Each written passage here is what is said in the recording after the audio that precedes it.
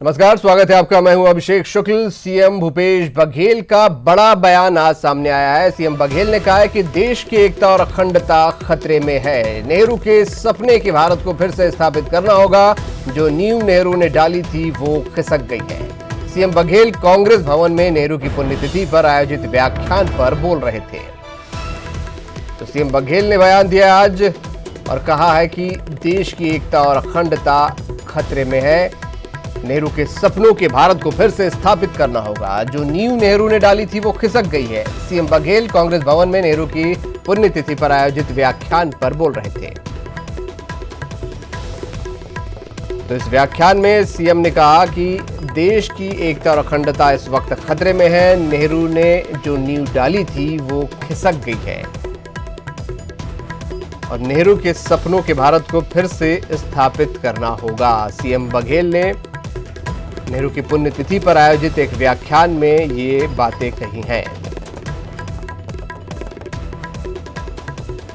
तो सीएम बघेल ने ये कहा कि देश की एकता और अखंडता इस वक्त खतरे में है। नेहरू की पुण्यतिथि पर संबोधित करते हुए उन्होंने कहा कि नेहरू के सपनों के भारत को फिर से स्थापित करना होगा। नेहरू ने जो नींव डाली थी वो खिसक गई है। नेहरू की पुण्यतिथि पर कांग्रेस भवन में आयोजित एक व्याख्यान में सीएम बघेल संबोधित कर रहे थे। उस दौरान उन्होंने कहा, खतरे में देश की एकता और अखंडता है। अवधेश हमारे सहयोगी जुड़ रहे हैं इस खबर पर। अवधेश, व्याख्यान में क्या कहा है सीएम ने? देश की एकता और अखंडता खतरे में है। बिल्कुल, देखिए, नेहरू जी की पुण्यतिथि पे कांग्रेस भवन में व्याख्यानमाला का आयोजन किया गया, जिसको संबोधित करते हुए सीधे तौर पे सीएम भूपेश बघेल ने कहा कि जो वर्तमान परिदृश्य है देश का और जिस तरह से देश के ऐतिहासिक तथ्यों के साथ छेड़छाड़ करके उसे प्रस्तुत किया जा रहा है, वो देश के अखंडता और एकता के लिए खतरा है। इसलिए हम सबको मिलकर लड़ना होगा। साथ ही साथ देश के बंटवारे को लेकर भी जो एक बड़ी बात मुख्यमंत्री ने कहा कि वीर सावरकर ने देश के बंटवारे की नींव रखी और जिसे जिन्ना ने पालन किया और उसके बाद देश का बंटवारा हुआ, क्योंकि वीर सावरकर ने ही उस समय धर्म आधारित राष्ट्र की कल्पना की थी, जिसका जो इम्प्लीमेंट कहे या जिसको जो परिपालन कहे वो जिन्ना ने कहा। तो कुल मिला के ये है कि आज नेहरू के प्रासंगिकता को याद करते हुए कांग्रेसी इकट्ठा हुए। बाकायदा विचारक और लेखक पुरुषोत्तम अग्रवाल जो है, जो नेहरू को काफी करीब से पढ़ते हैं, वो इस कार्यक्रम में मौजूद रहे और उन्होंने नेहरू की बातों पे अनुसरण करके कांग्रेसियों को बड़ी सीख दी है कि चुनावी हार से हताश होने की बजाय नेहरू को धरातल पे लाने के लिए, उनकी बातों के लिए उन्हें लड़ना होगा। तो कुल मिला के कहा जा सकता है कि चुनावी हार के बाद निश्चित तौर पे आज कांग्रेसियों में ये जो व्याख्यानमाला है काफी उत्साहित करने वाला आज का कार्यक्रम ये रहा है।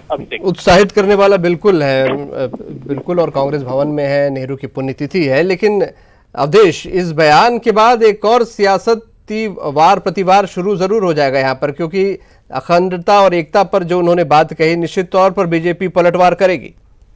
निश्चित तौर पे देखिए, जिस तरह से अभी चुनाव संपन्न हुआ, राष्ट्रवाद को लेकर, राष्ट्रवाद के मुद्दे पे चुनाव लड़ा गया और बीजेपी एनडीए सर्वाधिक सीटों के साथ संसद तक पहुंची है। और उसके बाद अगर इस तरह से जो ताकतें हैं, जो प्रजातांत्रिक ताकतें हैं, उससे देश की एकता और अखंडता को खतरे वाली बात अगर किसी भी विपक्ष के, चाहे छत्तीसगढ़ के सत्ताधारी दल कांग्रेस के मुखिया कहेंगे, तो निश्चित तौर पे राजनीतिक तौर पे इसका और ज्यादा बवाल होगा। बीजेपी की तरफ से अभी तक आधिकारिक प्रतिक्रिया इस पे हालांकि नहीं आई है, लेकिन ये बात तो तय है कि सीएम भूपेश बघेल के इस बयान पे राजनीतिक घमासान कम से कम छत्तीसगढ़ में मचना तो तय है।